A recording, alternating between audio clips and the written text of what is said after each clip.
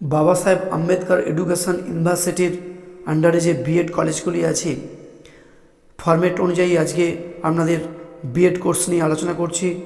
তার আগে বলি, আমার বিএডের semester 1, semester 2, semester 3, semester 4 practicum বই আছে। সেই প্র্যাকটিকাম বইগুলি আপনারা অবশ্যই কলেজটির থেকে পেয়ে যাবেন। তার সঙ্গে বলি, আপনারা অনেকেই ভিডিওর পিডিএফ নিতে চান, তাদের ক্ষেত্রে বলি, এই ভিডিওটির পিডিএফ ফাইল ডেসক্রিপশান বক্সে দেওয়া রয়েছে। পিডিএফ ফাইলটির পাসওয়ার্ড ভিডিওর মধ্যে রয়েছে, আপনারা ভিডিওটি দেখুন।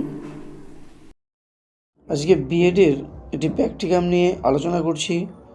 আপনাদের কাছে ইতিহাস বিষয়ের লার্নিং ডিজাইন ফরম্যাট অনুযায়ী বাঁদিকে থাকছে বিদ্যালয়ের নাম, শ্রেণী অষ্টম, সময় হচ্ছে 40 মিনিট, তারিখ, শিক্ষক বা শিক্ষকের নাম, শিক্ষক বা শিক্ষিকার নাম।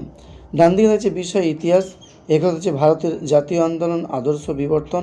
এখানে উপ একক থাকছে 2 নম্বর, অহিংস অসহযোগ থেকে ভারত ছাড়ো আন্দোলন।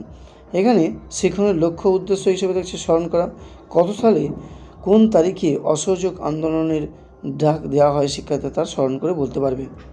অনুধাবন করা, না অসহযোগ আন্দোলন কীভাবে সংগঠিত হয়েছিল শিক্ষার্থীরা তা ব্যাখ্যা করে বলতে পারবে। প্রয়োগ করা, না শিক্ষার্থীরা চৌরি চৌরার ঘটনার বাস্তব দিক পর্যালোচনা করতে পারবে। বিশ্লেষণ করা, না শিক্ষার্থীরা অসহযোগ আন্দোলনে মেয়েদের অংশগ্রহণের কারণ বিশ্লেষণ করে বলতে পারবে। মূল্যায়ন করে, না শিক্ষার্থীরা অসহযোগ আন্দোলন কৃষকদের অংশগ্রহণ কেমন ছিল তা মূল্যায়ন করতে পারবে। সৃজন করে, না শিক্ষার্থীরা সাইলেন্ট ভ্যালি সাইমন যে বিরোধী আন্দোলনের একটি সফলতা অর্জন করেছিল তা বলতে পারবে। তারপরে আছে পাঠের প্রেক্ষিতে শিক্ষার্থীদের বিশ্লেষণ। এখানে কি আছে, কয়েকটি প্রশ্ন রাখতে হবে। বিক্ষোভ বলতে কী বোঝায়।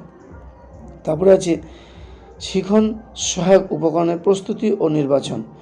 এখানে সাধারণ উপকরণ হিসেবে চক, ডাস্টার, বোর্ড, বই, বিশেষ উপকরণের চিত্র বা তালিকা থাকবে।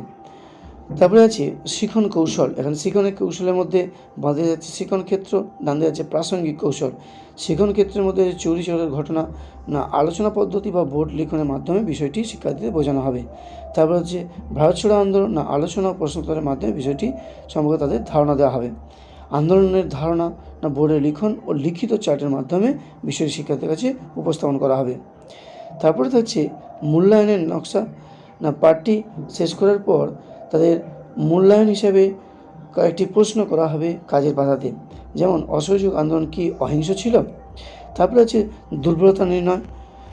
এই পাঠটি শেষ করার পর ছাত্রছাত্রীরা কতটা বুঝতে পেরেছে, বা যখন মূল্যায়ন করার পর বুঝে যায় যে শিক্ষার্থীরা কতটা পিছিয়ে আছে বা তারা কতটা আরও তাদের শিক্ষা দিলে তারা বুঝতে তাদের সুবিধা হয়, তখন দুর্বলতা নির্ণয় হিসেবে তাদের পাঠে প্রবেশ করাতে হবে। আজকে এই লার্নিং এখানেই শেষ করলাম।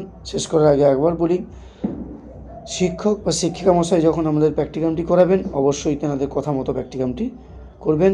আমার এই প্র্যাকটিকামটি আপনাদের সহযোগিতা করবে ওই প্র্যাকটিকামটি করার ক্ষেত্রে। আজকে এই পর্যন্তই রাখলাম।